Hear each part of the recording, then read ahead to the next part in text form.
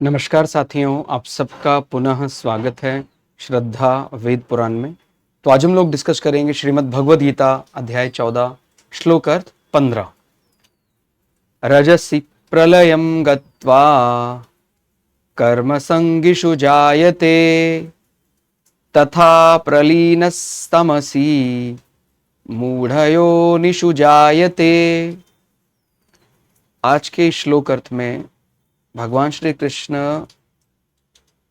राजसिक और तामसिक प्रवृत्तियों में जो व्यक्ति ज़्यादातर रहता है और मुख्य रूप से जब उसका शरीर छोड़ने का समय आया है, जब उसका अंतिम समय आया है, उस समय यदि वो राजसिक विचारधारा रखे, तामसिक विचारधारा रखे, तो उसकी गति कैसी हो सकती है, उसका अगला जन्म कैसा हो सकता है। जैसे इससे पहले वाले श्लोक अर्थ को पढ़ेंगे तो आपको और स्पष्ट हो जाएगा कि सात्विक विचारधारा मानने वाले, ये बात एकदम स्पष्ट है। देखिए, सात्विक विचारधारा मानने वाले का अर्थ ये नहीं कि वो हर समय मान रहा है। कभी कभी वो एक सात्विक हो गया ज्यादा, बीच में थोड़ा सा राजसिक हो गया, फिर सात्विक हो गया, लेकिन यहां पर जोर दिया गया है हमारा अंत समय।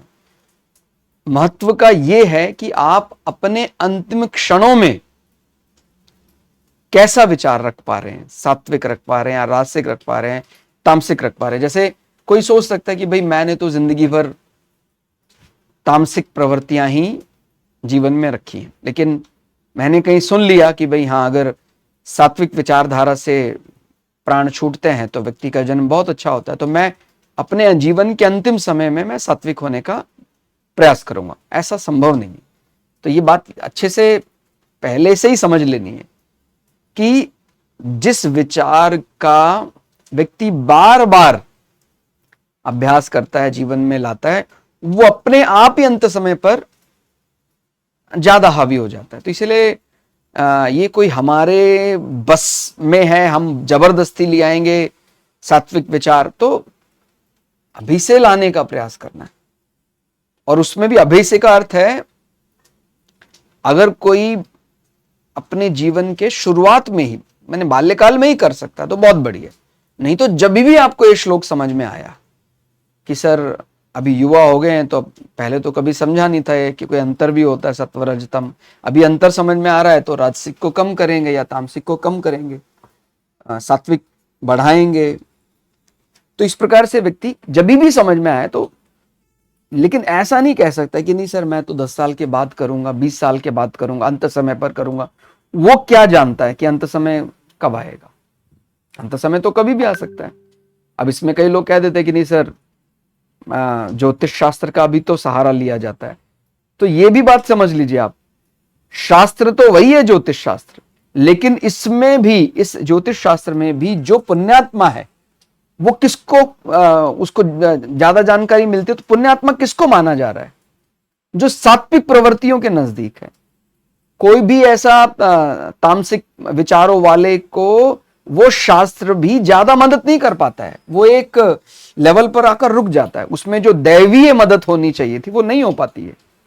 जिसको बोलते हैं ना भाई, वो अनायास ही कुछ अच्छे अनुभव हो गए, उसको वो भाव जो केवल अभी, जैसे बोलते हैं ना, पंचम भाव हमारा संतानों का भी है, पंचम भाव हमारे परंपरा से प्राप्त पदवी का भी है, पंचम भाव हमारे नीचे काम करने वाले या हमें मानने वाले शिष्यों का भी है।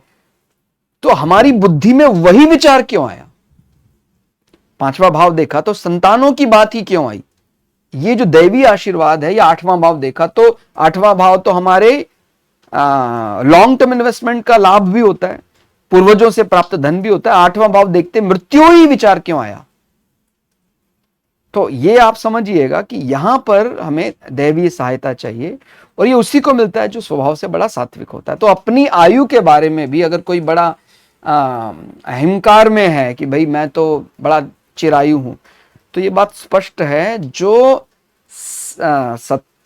सात्विक साधना करते हैं उनको साधना का बढ़िया फल मिलता है, जो सदा रहने वाला है। और जो किसी तामसिक विचार के जरिए सोचता है कि मैं जीत लूंगा, मैं सब कुछ जान जाऊंगा, ऐसा नहीं है। तो इसीलिए मैंने इस बात का जिक्र इसलिए भी किया कि कई बार कह देते ना कि भाई सर अगर वो जानता है कि उसको तो लंबी आयु है तो जीवन भर फिर तो वो तामसिक प्रवृत्ति में रहेगा, अंत में सात्विक हो जाएगा। तो वो बात स्पष्ट हो जाना चाहिए कि जो तमस के सहारे ही जीवन को जी रहा है, वो अपनी बुद्धि के फेर में वो कुछ भी समझे कि हाँ मैं तो बहुत जानता हूं, लेकिन वास्तविकता में वो कुछ भी नहीं जानता है। ठीक है, तो ये विनम्रता से ही आता है ज्ञान। और आपने जो भी ज्ञानी व्यक्ति है, जो भी वाकई उस परम रहस्य को जान गए, उनकी विशेषता क्या है? उनका दम्भ अहंकार शून्य हो चुका है। और जो दम्भ अहंकार में ही जीता है, उसके जीवन में कभी भी परम शांति तो बहुत दूर की बात मैंने बोल दी। वो तो सामान्य व्यवहार में ही बड़ी जल्दी असंतोष उसको आ जाता है, बड़ी जल्दी दुखी रहने लग जाता है। तो संतोष, शांति बहुत बड़ा आशीर्वाद है ईश्वर का। ये उन्हीं को मिलता है जो सत्व के ज्यादा नजदीक। ठीक है, तो क्या कह रहे हैं कि जो जीवन में ज्यादा अभ्यास करता है, रजोगुण के बढ़ने पर मृत्यु को प्राप्त होकर कर्मों की आसक्ति वाले मनुष्यों में उत्पन्न होता है। यानी जो व्यक्ति जिसके अंदर रासिक प्रवृत्ति है, वो ऐसे में जब वो जाएगा, मृत्यु को प्राप्त होगा, तो वो कहते हैं कि मनुष्य योनि में जा सकता है। और मनुष्य योनि कर्मों की आसक्ति वाली मानी जाती है। यानी उनको कर्म करके ये प्राप्त करना है, इसका फल होता है, इसका पाप होता है, इसका पुण्य होता है। तो मनुष्य योनि मुख्य रूप से कर्मों के पाप पुण्य के द्वंद्व में फंसने वाली मानी जाती है। तो वो उसी में ही फिर कि भाई मैं ये पुण्य कर देता हूं, ये मुझसे पाप हो गया, ये उसमें किस कारण हो रहा है? रजोगुण बढ़ने पर। और उसमें भी माने रज का भी एक हम टाइप ले सकते हैं कि भाई ये रज का ज्यादा अच्छा प्रभाव है और रज का थोड़ा कम अच्छा प्रभाव है। तो अगर रज का ज्यादा अच्छा प्रभाव है तो मनुष्यों में थोड़ा सा माने धन देने वाला, समाज का ध्यान रखने वाला मनुष्यों में है, लेकिन सामान्यतः ध्यान रखने वाला दूसरों का। और अगर ज्यादा राजसिक विचार बढ़ रहा है, व्यक्तिगत सोच अपने कामों के लिए ज्यादा सीमित हो गई है, तो फिर वो राजसिक व्यक्ति ऐसा मनुष्य बनता है जो थोड़ा सा संकीर्ण है, अपने तक सीमित है, ऐसा समझना चाहिए। तथा तमोगुण के बढ़ने पर, मतलब आप ये बात समझ रहे, तमोगुण बढ़ रहा है और जितना बढ़ेगा उतना ही मनुष्य फिर कीट और कोई अधम योनि है, मूढ़ योनियों में प्राप्त। मूढ़ यानी उसका विवेक नहीं है उसके पास कोई, जिसको बोलते हैं लॉजिकल थिंकिंग, उस प्रकार का जजमेंट पावर, न्याय अन्याय, पाप पुण्य का विवेक उसके पास नहीं होता है। और कोई भी व्यक्ति, सामान्य से सामान्य व्यक्ति भी ये नहीं चाहता है, या ये नहीं कभी भी नहीं चाहेगा कि मैं जहां जी रहा हूं उससे नीचे लेवल पर चला जाऊं। ये सामान्यतः तो वो ये भी नहीं सोचता है कि मैं इसी लेवल पर भी क्यों रहूं, मैं इस लेवल से अपग्रेड ही करूं। तो ये आपको सहज में ही समझ में आ जाएगा गीता के 14वें अध्याय के 15वें श्लोक में कि मनुष्य तक तो हम पहुंच ही गए हैं ना। फिर भाई जो श्लोक अर्थ को पढ़ रहा है, अब कोई पशु तो नहीं पढ़ रहा होगा, मनुष्य ही पढ़ रहा है, तो वो राजसी विचारधारा का पालन करके यहां तक पहुंच गया है। अब वो अगर राजसिक को भी छोड़ रहा है, तामसिक प्रवृत्ति की तरफ जा रहा है, तो वो जितना उसको लेवल मिला था उस लेवल को भी मेंटेन नहीं कर पा रहा, उससे नीचे की तरफ जा रहा है। और राजसिक को भी अगर आप मेंटेन कर रहे हैं तो कोई बहुत अच्छी बात नहीं है। जिसको बोलते हैं ना, धर्म का मतलब क्या है? आप बताइए कि धर्म का पालन का अर्थ क्या होता है? यहां धर्म का पालन कोई हिंदू, मुस्लिम, ये अलग अलग, ईसाई, उससे नहीं है। यहां धर्म का मतलब है मेरी अपनी डेडिकेशन, मेरी अपनी कर्तव्य परायणता।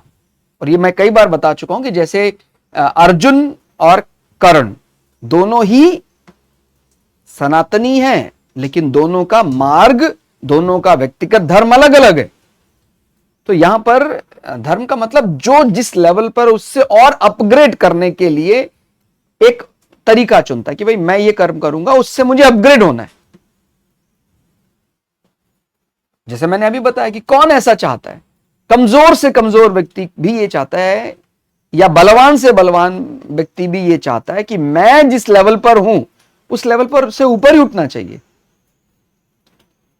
भाई ज्यादा से ज्यादा कोई ये जरूर सोच सकता है कि चलो एटलीस्ट अगर ऊपर नहीं जा रहा है तो जो लेवल है वो तो मेंटेन करें किसी तरह से, उससे नीचे ही तो कभी भी ना जाए। मतलब बहुत अच्छे से बात समझ लीजिए, ये उन लोगों के लिए एकदम स्पष्ट संदेश है जो लोग आतताई हैं, जो लोग दूसरों का अहित करने का विचार करते हैं। वो माने अब स्पष्ट हो गया है कि अगला जन्म उनको अधम योनियों, मूढ़ योनियों में ही मिलेगा।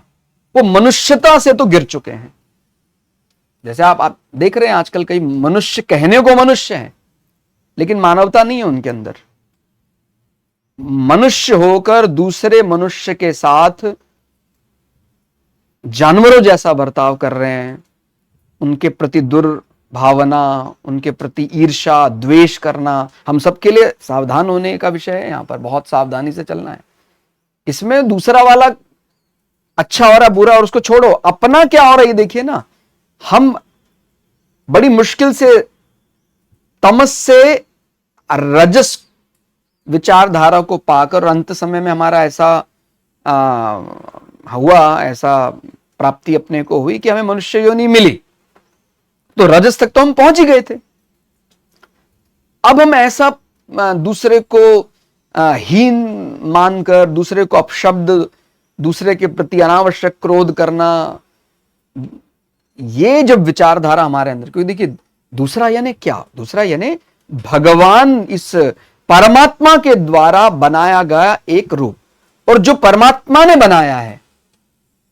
भाई जैसे बोलते हैं ना भाई, अगर हम किसी व्यक्ति की रिस्पेक्ट करते हैं तो उसके एसेट्स, उसकी प्रॉपर्टी, उसके बनाई हुई चीजों का रिस्पेक्ट करेंगे। अब ऐसा तो नहीं कर सकते भाई मेरा मित्र है कोई, मैं मित्र का रिस्पेक्ट करता हूं, लेकिन मैं अपने मित्र का भवन, मित्र की जो भी कोई एसेट्स हैं, प्रॉपर्टी है, उसका धन है, उसका कोई रिस्पेक्ट नहीं करता हूं, उसका तिरस्कार करता हूं, उसको खराब कर देता हूं, उसको तोड़ देता हूं।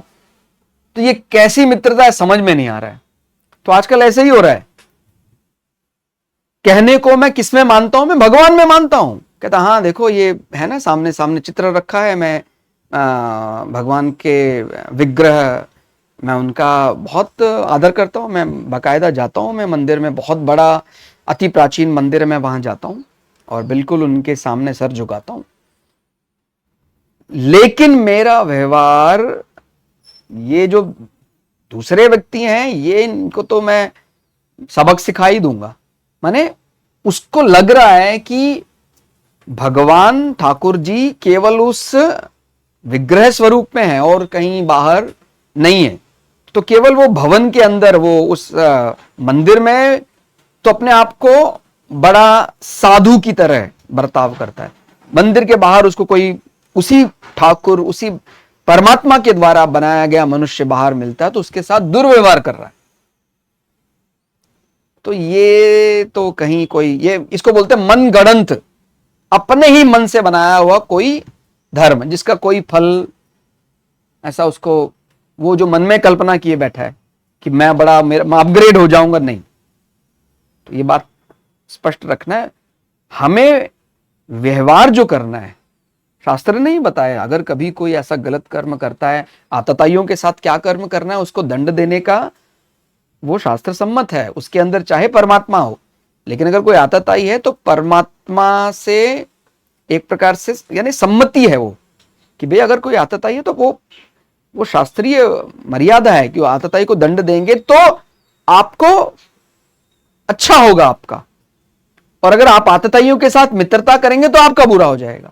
जबकि है ईश्वर के ही अलग अलग स्वरूपों में विद्यमान। वही तो हमारा, यही तो परीक्षा है हमारी। अब को कह रहा है सर जब सब में ईश्वर है तो फिर सबके साथ हम अच्छा व्यवहार करेंगे, तो ऐसा नहीं कर सकते। हम बाय द बुक जाएंगे, बाय द मन जाएंगे, तो फिर कहां तय होगा धर्म? कर्तव्य परायणता कि अपने मन से तय करेंगे? नहीं। या तो आप मान लें कि आपकी बुद्धि ऐसी है कि आप शास्त्र के ऊपर हैं, आप अपने आप ही मुक्तिदाता हैं, फिर तो कहना ही क्या। तो ये बात ध्यान रखनी, इसमें बहुत गंभीरता से विचार करना है। ये मुक्ति मैं नहीं तय कर सकता हूं। मैं माने मेरी ये जो सांसारिक बुद्धि है। हाँ, आप जब मनुष्य घंटों ध्यान में बैठता है तो उसका आत्म साक्षात्कार होता है, उसके जरिए उसको सद्मार्ग समझ में आ जाता है। वो एक प्रकार से वही शास्त्रीय मर्यादा उसको अपने आप पता लग जाता है। लेकिन कोई अहंकार में चूर है, कभी ईश्वर के ध्यान में बैठता ही नहीं, अपने मन से ही चलाए जा रहा है, तो उसको कैसे प्राप्त हो जाएगा, कैसे पता लग जाएगा कि शास्त्र सम्मत वाक्य क्या होता है। ठीक है, तो ये ध्यान रखना है, सावधानी से मनुष्य को अपने, यानी एग्जामिनेशन की घड़ी क्या होती है भाई, पूरे साल बच्चे ने मेहनत की, पेपर के दिन उसको बहुत सावधान रहना चाहिए। पेपर का दिन यानी हमारे जीवन का जो मृत्यु का समय, वो बहुत सावधानी से। लेकिन ज्यादातर तो कोई एक आध केस ऐसा होता हो तो होता हो कि भाई साल भर तो बच्चे ने मेहनत की नहीं, लेकिन परीक्षा के समय उसको अचानक याद आ गया, तो उसने जो पढ़ा था सब पेपर में आ गया, वो उसने टॉप कर दिया। ऐसा तो माने बहुत कोई बिरला ही होता होगा। नहीं तो सामान्यतः तो यही चलन है कि भाई जो बच्चा मेहनत कर रहा है, अपने सारे रेगुलर सेशनल टेस्ट में पास हो रहा है, वो सामान्यतः अपने फाइनल एग्जाम को भी सरलता से क्लियर कर लेता है। तो हमें भी उस मार्ग को चुनना है। हम सामान्य व्यवहार में सबके साथ अच्छा व्यवहार करें और यही सोचकर विचार करें कि कभी भी सरप्राइज टेस्ट हो सकता है। सरप्राइज टेस्ट है ना, कभी भी मृत्यु का निमंत्रण आ सकता है कि भाई 1 घंटे के बाद अब जाना है, तो 1 घंटे के बाद जाना है, तो मतलब मैंने जीवन में तो कभी ऐसा सत्व का प्रयोग करा ही नहीं, कभी सत्व समझा ही नहीं, और मन में हमेशा ही वही रहता है अगर हमें कि नहीं सर मैंने तो सत्व के सहारे ही जिया है, तो उसको फिर कुछ अलग से प्रिपेयर होने की, उसको सरप्राइज टेस्ट से डरने की जरूरत नहीं है। कहता सर ले लीजिए सरप्राइज टेस्ट, मैं कोई दोहरा व्यवहार नहीं करता हूं, वो जैसा है वैसे ही रहता हूं, मैं हमेशा ही सत्व से रहता हूं। ठीक है, तो ये बहुत समझना है कि अगर रजोगुण रखते हुए किसी के प्राण जाते हैं तो वो कर्मों में लगा रहने वाला मनुष्य योनि को प्राप्त होगा। तमोगुण में कोई आसक्ति रखता है तो कोई कीट है, कोई अलग अलग प्रकार पशुओं की योनियां हैं, कोई और बढ़ गया है तमस तो किसी में एकदम मूढ़ योनियां मानी जाती हैं। जब पाप कर्म बहुत बढ़ जाता है, यानी तमस को पाप के ज्यादा नजदीक माना गया है, और रजस में एक प्रकार से इसको बैलेंस कर देता है। रजस यानी एक प्रकार से वो पुण्य की तरफ नजदीक जा रहे हैं, और जो सत्व है वो पूरी तरह से पुण्य का ही विचार है। तो ये पुण्य एक तरफ, पाप एक तरफ, बीच में ये रजोगुण, तो ये बैलेंस है। इसमें थोड़ा सा ऐसा लगता है कि हम अपने बारे में सोच रहे हैं तो व्यक्तिगत, तो इसमें थोड़ा व्यक्तिगत सोच के कारण पाप का भी विचार लगता है, और लेकिन हम साथ साथ एक, चाहे वो अपने लिए आ रहा है लेकिन उस धन का अपने जरिए कहीं सदुपयोग करने का विचार बना रहे हैं, तो ये अहम है। फिर भी हम अपने नाम के लिए ही चाहे कर रहे हैं लेकिन समाज सेवा कर देते हैं, तो उसमें थोड़ा सा पुण्य भी आ जाता है। तो ये पाप और पुण्य का एक समन्वय माना जा सकता है रजोगुण में। तमस में पाप कर्म ज्यादा हैं, माने उसी का पलड़ा भारी है, और जो सत्व है उसमें पुण्य का पलड़ा भारी है। और जब हम पाप और पुण्य दोनों से ही मुक्त हो जाते हैं तो फिर हम ना तमस में, ना रजस में, ना सत्व में, हम फिर उसको बोलते हैं ना भाई हम तीनों से मुक्त हो जाते हैं। फिर हम मुक्त यानी एक जिसको बोलते हैं कि फिर उसको सम स्थिति में प्राप्त हो जाता है, उसको अभी ना तो पाप लगेगा ना पुण्य लगेगा, उसी स्थिति को प्राप्त करना है अगर किसी को मोक्ष चाहिए तो। ठीक है, ये बार बार मन में आता है कि सर आप बार बार मोक्ष की बात करते हैं, सुनने में तो बहुत अच्छा लगता है, तो क्या मोक्ष सबको मिल सकता है? वो हम सबका, हम सबका अधिकार है, मिलना ही है वो। और बल्कि गीता को कोई अच्छे से पढ़ता है, हम सबको मोक्ष, हम परमात्मा, आत्मा परमात्मा का अभिन्न अंग है ही, वो मुक्त ही है। अब शब्दों से इसको बयान नहीं किया जा सकता। जब तक लेकिन मुक्ति प्राप्त नहीं होती तब तक ऐसा लगता रहा है कि मैं इतने वर्षों तक, इतने काल तक मैं दूर रहा, और जब मिल जाता है ऐसा लगता है अरे ये एक क्षण की देरी थी बस। या क्योंकि ये सब वहां कालांतर समाप्त हो जाता है, माने इतने करोड़ साल के बाद मिला, इतने लाख साल के बाद मिला, ऐसा नहीं, वो तो प्राप्त ही है।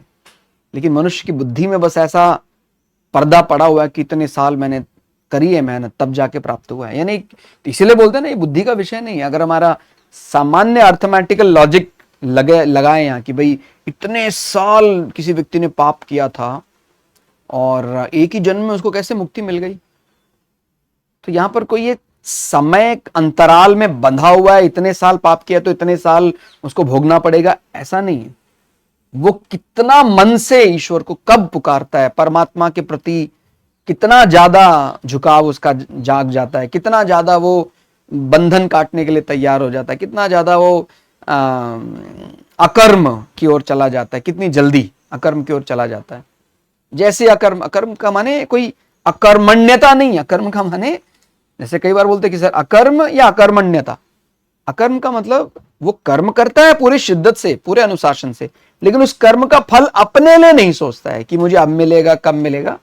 मेरा काम है ड्यूटी, या जो मैं कर्तव्य कर रहा हूं सेवा समझ कर रहा हूं, बस कैसे देना है नहीं देना है वो सब ईश्वर का है क्या हाथ में। यानी वो जो कर्म कर रहा है किसी पाप के लिए नहीं कर रहा है, वो कर्म कर रहा है लेकिन किसी पुण्य के लिए भी नहीं कर रहा है। तो जब पाप और पुण्य दोनों से ही वो मुक्त हो जाता है तो फिर उसको वो कर्म फिर ऐसा फल देने वाला बन जाता है जो अनंत है। और अनंत क्या है? मुक्ति। ठीक है, थोड़ा और सरल करके यदि समझें, भगवान श्री कृष्ण बताते हैं कि मृत्यु के समय मनुष्य का जो प्रमुख मानसिक अवस्था और जिस गुण का प्रभाव होगा वही उसके अगले जन्म में दिशा निर्धारित करने में महत्वपूर्ण भूमिका निभाएगा। यदि उस समय रजोगुण प्रबल है तो जीव ऐसे ही वातावरण में जन्म लेगा जहां लोग कर्म, भोग, धन, प्रतिष्ठा, सांसारिक उपलब्धियों में लगे रहते हैं। सुनने में अच्छा लगता है कि सर कितना बढ़िया है ना, भोग, धन, प्रतिष्ठा, सांसारिक उपलब्धि, लेकिन वो अपने आप होना ही है। वो ऐसा नहीं कि मैं बहुत जानता हूं, लेकिन जितना पढ़ा है, जितना गुरुओं से सीखा है, एक ना एक दिन वो मनुष्य धन, भोग, कोड ऑफ कंडक्ट से एक प्रकार ऊब जाता है फिर कि अब मुझे उपलब्धियां नहीं चाहिए, मैं ऊब चुका हूं, मैंने सब देख लिया। जरूरी नहीं कि वो देख कर ही जाना जाए। कई व्यक्ति बड़े जो तपस्या है जीवन में, तो वो गुरुओं के आशीर्वाद से, देवताओं के आशीर्वाद से सहज में ही जान जाते हैं। उनको वो धन में कुछ नहीं रखा है, प्रतिष्ठा में कुछ नहीं रखा है, सांसारिक उपलब्धि में कुछ नहीं रखा है, वो उसको बहुत लंबा जीवन भोगने के बाद पता लगेगा, ऐसा नहीं है। वो बहुत कम में ही समझ जाएंगे अगर कुछ ऐसा दैवी आशीर्वाद हो। ठीक है, तो ये बुद्धि को तो आज नहीं तो कल ये रियलाइज होना ही पड़ेगा, तब हम अपने वास्तविक मार्ग को पा पाएंगे। कहता नहीं सर ये तो किसी भी तरह से मुझे स्वीकार्य नहीं है। स्वीकार्य नहीं का अर्थ है कि अभी हम एलिजिबल नहीं हुए। जब एलिजिबल ही नहीं हुए तो फिर अब इस बार बार उसका माने वो एक प्रकार से अर्थहीन हो जाता है। जैसे कोई बच्चा है, अभी वो 10th क्लास का है, उसको हम एमएससी का कॉन्सेप्ट समझा रहे हैं, वो पूरा अच्छा समझा रहे हैं, फिर भी कह रहा है सर नहीं मेरी बुद्धि उसको ग्रहण क्यों नहीं कर रही है। इसीलिए ग्रहण नहीं कर रहे ना भाई, आपने स्टेप्स अभी बीच में कुछ स्किप कर दिया। आपने 10th के बाद +1 +2 अपने बैचलर्स बीएससी वाला पार्ट भी नहीं पढ़ा, तो इसीलिए एमएससी का पार्ट समझ में नहीं आ रहा। इसीलिए जब कोई अचानक से राजसिक प्रवृत्ति है, तामसिक प्रवृत्ति, उसके सामने कोई ऐसा कह दे कि भाई ऐसा भी हो सकता है क्या कि मैं भोग से, धन से, प्रतिष्ठा से, सांसारिक उपलब्धियों से ऊब जाऊं, सर ऐसा तो नहीं हो सकता, असंभव है सर। सर प्रतिष्ठा किसको अच्छी नहीं लगती है, सांसारिक भोग उपलब्धियां किसको अच्छा नहीं लगता। सब चाहते हैं मेरे पास एक वाहन क्या, मेरे पास करोड़ों वाहन हो, लाखों वाहन हो, सबकी इच्छा है। आप किसी को पूछ लो, ये तो सबकी इच्छा है। लेकिन ये पूछने का विषय नहीं है। ऐसे भी लोग हैं जो इन सब की कोई आसक्ति नहीं रखते हैं। ठीक है, तो ये आज नहीं तो कल स्वीकार करना ही पड़ेगा। और जब हम ये स्वीकार कर लेंगे तो क्या बोलेंगे, एलिजिबल हो गए हैं भाई अब। क्योंकि कोई जबरदस्ती का कर्म नहीं है कि जबरदस्ती किसी को यहां तक लेकर आए, कि धन की प्रतिष्ठा या धन में कोई बल नहीं होता है, इसको मानो, स्वीकार करो। कि प्रतिष्ठा में कोई बल नहीं होता है, मानो, इसको स्वीकार करो। उपलब्धियों में कोई बल नहीं होता है, ऐसा। ये तो अंतर मन से वो एकदम संतुष्ट है, बिना धन के, बिना प्रतिष्ठा के एकदम संतुष्ट। कोई बहुत बड़ा आशीर्वाद हो तभी ऐसा होता है। रजोगुण मनुष्य में निरंतर कुछ पाने, करने और भोगने की इच्छा उत्पन्न करता है, इसलिए ऐसे जीव को पुनः मनुष्य जन्म मिलता है। लेकिन वह फिर से कर्म के बंधन और इच्छाओं के चक्र में उलझा रहता है। सामान्यतः तो मनुष्य के जीवन में जब तक कोई ऐसा बड़ा पुण्य का उदय ना हो, गुरु का, देवताओं का आशीर्वाद ना हो, तब तक तो बहुत ही कम ऐसा होता है कि भाई उसको स्वाभाविक ही उसका मन मुक्ति मार्ग में लग गया।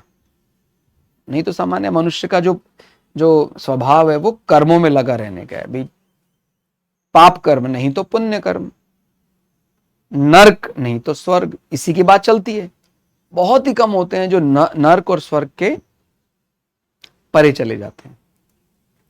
यदि मनुष्य के मृत्यु के समय तमोगुण की प्रधानता हो तो अज्ञान, आलस्य, प्रमाद और मोह के कारण जीव का पतन होता है और मनुष्य ऐसी योनियों में जन्म लेता है अगले जन्म में जहां विवेक और आध्यात्मिक उन्नति की संभावना अत्यंत सीमित हो जाती है। फिर वो अब वो मत कहे कि भाई प्रभु तूने गलत किया, उसने कर्म ही ऐसे किए, अंत समय पर तामसिक विचारधारा बहुत आई, तो अब जो उसको अगला जीवन मिलेगा उसमें विवेक, आध्यात्मिक चिंतन एकदम शून्य हो गया होगा। ठीक है, तो इसलिए हर दिन, हर क्षण ईश्वर को आशीर्वाद देते रहें।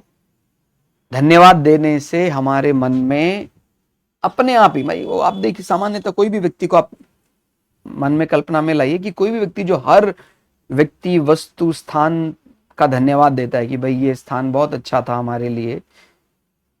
अब हम देख रहे थे अलग अलग प्रकार अधिकारियों की ड्यूटी लगी थी, जो आप ये समझ रहे होंगे। अभी मैंने, जब हम रिकॉर्डिंग कर रहे तब की मैं बात बता रहा था कि कुछ आदेश आए इलेक्शन कमीशन की तरफ से कि भाई सभी जो ड्यूटी लगी है सरकारी अधिकारियों की, उनको बहुत अच्छे से अपना ये ड्यूटी को सेवा मानकर करना है, कि उनको आप SIR फॉर्म भरवाने हैं, कलेक्ट करने हैं। तो मैंने एक बहुत अच्छा एक कल वीडियो देखा, मैं आपको शेयर कर रहा हूँ ये, कि उन्होंने माने 45 डिग्री गर्मी में, उनके साथ उनके मित्र भी वैसे ही साधु स्वभाव, और वो माने विनोद में बड़े हंसे में कि भाई गर्मी एकदम पूरी है और हमें भी अपने कर्म का, जो सरकार ने हमें सेवा दी है उसका हमें भी पूरी जोश है, यानी हमारा भी काम करने का पूरा जोश है, पूरी शिद्दत से, पूरी जोश से हम काम में लग रहे हैं। और हम माने वैसे विनोद में उन्होंने कहा, लेकिन मैं बात कितनी मैंने दिल को छू गई कि ऐसे ऐसे सरकारी अधिकारी भी हैं जो अपने इसी कर्म से वो भवसागर को पार हो जाएंगे। अब ये उन लोगों के लिए स्पष्ट संदेश है जो किसी भी कर्म में लगकर, उसी कर्म में लगकर मुक्ति को प्राप्त कर सकते हैं। आप मेरी बात समझ रहे हैं? कलिकाल में आपको अलग अलग प्रकार ये कोड ऑफ कंडक्ट है, ऐसे करना चाहिए, ऐसा करना चाहिए, वो सब कटी वस्त्र पहनना चाहिए। अब ईश्वर की आज्ञा से कलिकाल आया है तो ऐसा कुछ नहीं है, केवल भगवत गीता में भी लिखा है आप जहां भी रह रहे हैं भगवान का नाम स्मरण करें, सबके साथ अच्छे से भगवान का व्यवहार जो करते हैं वैसा करें। आपको जो भी कर्म दिया है सेवा समझकर करें। यानी कोई प्राइवेट कंपनी में काम करता है, कोई सरकारी काम करता है, वो ये समझकर करे ना कि मुझे तो अर्थोपार्जन होगा ही, मैं जो ड्यूटी कर रहा हूं, अब मैं ये जो कर्म कर रहा हूं ये सेवा है, सेवा भगवान की सेवा है। और अगर वो ऐसा करे, मुझे पूर्ण विश्वास है, मैं पूरे विश्वास के साथ जितना मैंने आज तक सीखा है गुरुओं के आशीर्वाद से जीवन में, जो अपने इस कर्म को सरकारी दफ्तर में कोई जाता है, अगर उसका टाइमिंग 10 बजे का है, अगर वो जा ही रहे 11:30 बजे, जब उस पर देव का प्रकोप गिरता है, जब उसके पूरे कुल का विनाश हो जाता है, तो फिर वो कोई शिकायत नहीं कर सकता है। आपको ड्यूटी दी गई, आपको ये कर्तव्य दिया गया, उसके लिए आपको राष्ट्र के हजारों करोड़ों लोगों से जो धन इकट्ठा किया गया, वो सरकारी खजाने से आपको उसका वेतनमान दिया जा रहा है। या कोई भी ऐसा ही जो प्राइवेट कंपनी के लिए भी जो लोग काम कर रहे हैं, उनको भी इसी प्रकार समझना चाहिए। बाद में वो कहते हैं कि सर ये प्रयोग करवा दीजिए, ये प्रयोग काम नहीं कर रहा है, ये देवता हमें आशीर्वाद ही नहीं दे रहा है। अरे आप देवताओं को कोई कहीं और देखते हैं क्या? अग्निदेव कहीं और रहता है क्या? अग्निदेव हमारे साथ रहता है, हर क्षण रहता है। मेरे शरीर में जब घर्षण होता है तो अग्नि प्रकट हो जाती है। मेरे शरीर में ही अलग अलग प्रकार के हाइड्रोक्लोरिक एसिड, इस प्रकार के तेजाब है मेरे शरीर में, वो अग्नि स्वरूप है। मेरे शरीर में ही जल देवता है, जल है मेरे शरीर में। मेरे शरीर में वायु को स्थान है। मेरे शरीर में अलग अलग प्रकार के देवता अलग अलग स्वरूप में है। जैसे लोग कह देते ना भी सर गौ माता में हजारों देवता रहते हैं। आप पढ़िए, हमारे शरीर में भी देवता, मनुष्य के शरीर में भी देवताओं का वास है। हम निश्चित रूप से गौ को माता मानते हैं, लेकिन मनुष्य का क्या? हम मनुष्य को नहीं मानते हैं क्या? उसके अंदर वो देवताओं की सबसे बड़ी कृति मानी जा सकती है, या भगवान ने अपने आप को जाहिर किया है उस रूप में। हम उसके साथ तो दुर्व्यवहार कर रहे हैं। तो इसलिए किसी भी व्यक्ति को आपसे, अगर आपको किसी कर्म में लगाया गया है, उन लोगों के लिए तो मैं समझता हूं वरदान है। आप लोगों से ज्यादा अच्छा तो कुछ जो लोग पब्लिक डीलिंग में लगे हैं, जो हजारों लोगों का एक साथ भला कर सकते हैं, उससे ज्यादा पुण्य तो कोई कमा ही नहीं सकता है। बड़ा गर्व होता है मुझे कि ऐसे भी लोग हैं इस कलिकाल में कि जो कोई सरकारी सेवा में लगे हुए हैं, और जो भी उनके पास आता है, वो परमात्मा आया है समझकर ऐसा उनके साथ बर्ताव करते हैं। परमात्मा आया है ऐसा, माने आप कल्पना करके देखिए। और ऐसे भी आताताई हैं।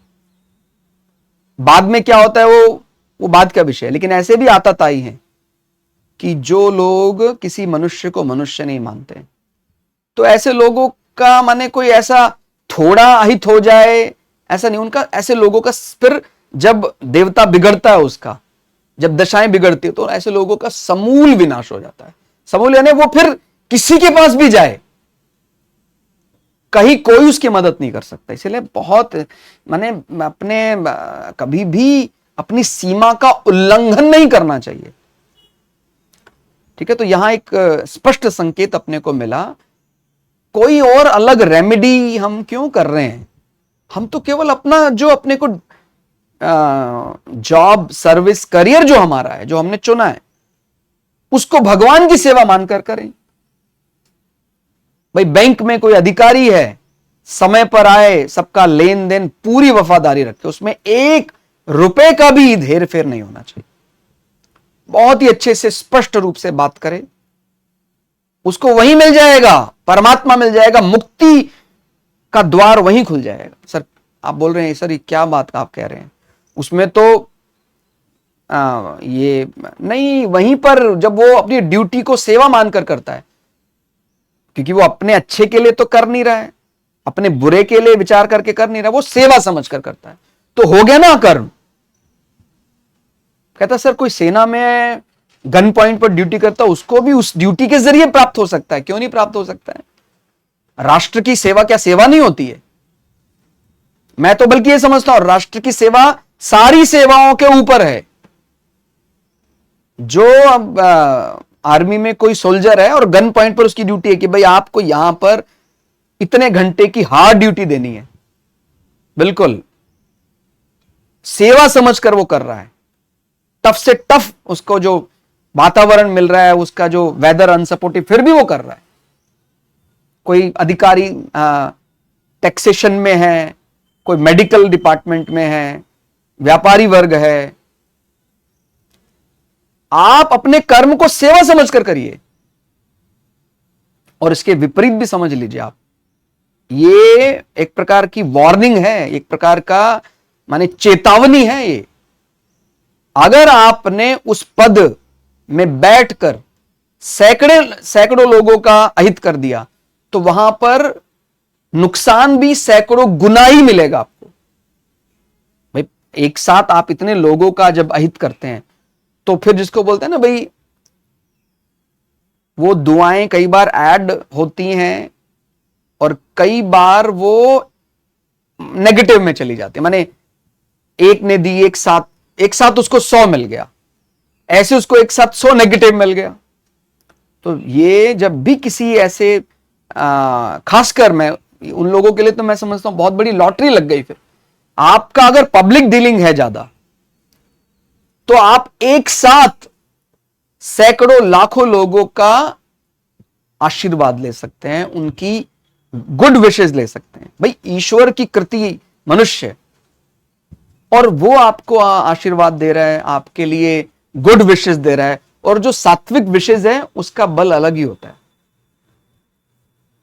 कि भाई चाहे मैं कैसा भी हूं लेकिन इसने मेरे दोष को दरकिनार करके मेरे साथ भी इसने भलाई किया। आप मतलब अच्छे के साथ अच्छा तो लोग कर देते हैं सामान्यतः, लेकिन कई लोग ऐसे भी हैं जो बुरे के साथ भी अच्छा कर देते हैं। तो वो ऐसे लोग फिर आप समझ सकते हैं कि इतना बड़ा पुण्य है तो फिर कहना ही क्या। तो जरूर इसलिए आप सब इस बात का बहुत गहनता से विचार कीजिएगा कि कोई भी व्यक्ति अलग कुछ करने की जरूरत नहीं, अपना व्यवहार मनुष्यों के साथ सेवा जैसा कीजिए, आपका तय हो गया। आपको अपग्रेड होना है, आपको इसी सेम कंडीशन में नहीं रहना। ठीक है, तो त्वरित प्रभाव में मत आया कीजिए कि सर मैंने देखा है जो लोग, सामान्यतः बहुत चलता है आजकल ये कि सर मैंने देखा है जो अच्छा के साथ अच्छा करता है उसका बुरा हो जाता है। ये सब मनगढ़ंत अपने मन में जो बना रहा है धर्म को, इनके ऐसे लोगों के साथ तो हम क्या ही बात करें। उसको तो फिर बार बार ये बोलते हैं ना वो एलिजिबल ही नहीं है अभी, वो तो बस उसको यही बात समझ में आती है।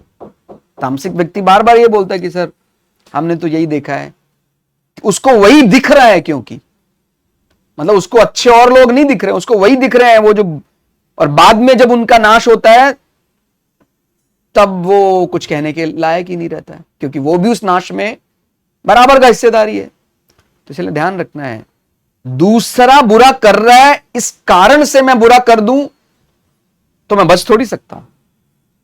इसलिए बाय द बुक जाना ही पड़ेगा, बाय द मन नहीं जा सकते हैं। ठीक है, तो बहुत सब लोग अपना भला करें, सब लोग अपने आप को अपग्रेड करें। कोई अगर अपने आप को अपग्रेड नहीं करना चाहता तो एटलीस्ट मैं तो यही कहूंगा, अपग्रेड नहीं करना चाहता एटलीस्ट अपने आप को वो डिमोट तो ना करे।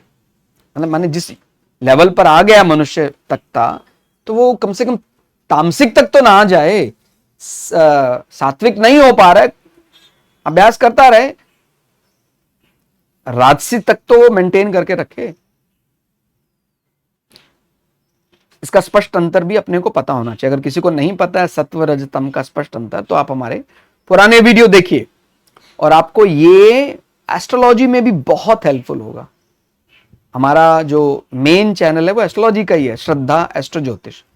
सही मायने में तो हमने उस चैनल में जब लोगों के डाउट आए थे धर्म अर्थ काम मोक्ष सत्व रजतम, उन डाउट्स को दूर करने के लिए भगवत गीता का ये सीरीज रिकॉर्ड किया था श्रद्धा वेद पुराण में।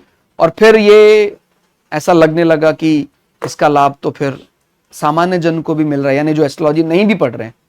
तो हमने कहा फिर ये तो और भी अच्छी बात है कि अगर कोई सामान्य जन भी, सामान्य विद्यार्थी भी, सामान्य प्रोफेशन में कोई हाउसवाइफ है, कोई रिटायर्ड हैं लोग, अगर उनको भी इससे फायदा हो सकता है तो ये तो बहुत अच्छी बात है। क्योंकि अंततोगत्वा काम तो यही आएगा। ये मैं कोई अपने मन से नहीं बोल रहा हूँ, वो एक लेवल आएगा धीरे धीरे, तब आपको समझ में आएगा कि गीता में ही आपने पढ़ा है ये कि संसार का जितना भी ज्ञान अलग अलग प्रकार का, कि सर मुझे इंजीनियरिंग का बहुत ज्ञान है, मुझे मेडिकल साइंस का तो मैं एक्सपर्ट हूँ, मैं ये मुझे पॉलिटिकल साइंस तो आप पूछो ही मत सर कितनी बढ़िया आती है, इकोनॉमिक्स का तो मैं मास्टर हूँ, मैं सब कुछ जानता हूँ। लेकिन एक लेवल ऐसा आता है जहां पर वो सब अज्ञान की श्रेणी में गिना जाता है। जब तक हम मुक्ति के लिए नहीं जा रहे हैं तब तक अच्छा है, वो सब प्रैक्टिस करते रहिए। लेकिन जब हमें कुछ ऐसा पता लग जाए कि वो ज्ञान कौन सा है, जिस ज्ञान को जानने के बाद कुछ और जानना शेष ना रहे, वो तो यही मुक्ति मार्ग। जिस आदमी को, जिस व्यक्ति को आत्म अनात्मा यानी आत्मा और अनात्मा, शरीरी और शरीर का भेद स्पष्ट हो गया, अब उसको कुछ जानना शेष नहीं रहा। तो वास्तव में यही जानने योग्य ज्ञान है, बाकी सब अज्ञान है। ठीक है, तो वो जो है वो हमारा फाइनल गोल है, हम सबका अंतिम लक्ष्य वही है। और ये लक्ष्य कहाँ है इस हायरार्की, इस ऑर्डर में देखा जाए तो हम सब तमस, माने अगर कोड ऑफ कंडक्ट नहीं है, कोई नियमावली नहीं है, तो हम तमस में तुरंत चले जाते हैं।